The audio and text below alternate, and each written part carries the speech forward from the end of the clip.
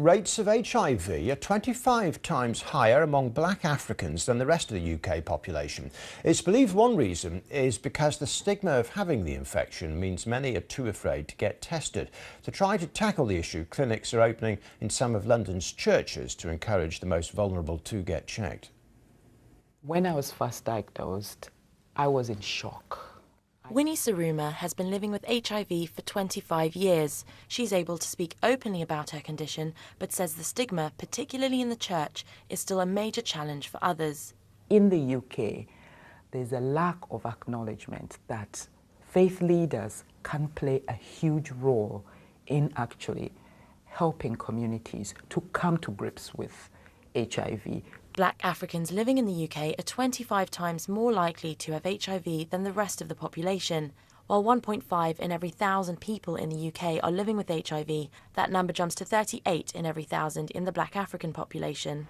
But now a charity is hoping to change that by opening test clinics in churches across London, starting in Walthamstow.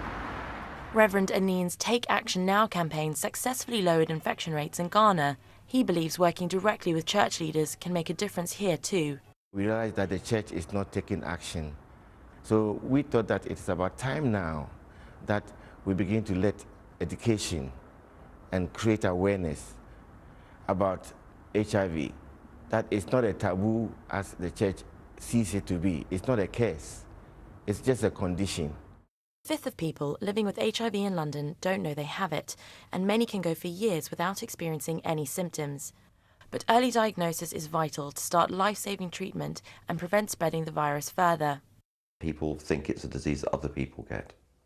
And that's part of the problem of encouraging people that, having a test for HIV should be no different than, for example, having a blood pressure checked. Anyone can get HIV. But I think it is important to speak up and let people know that HIV is no longer a death sentence. With free testing being taken up in more than 30 churches around the capital next year, it seems for Winnie a long overdue step in the right direction. Lara Joanidis, BBC News.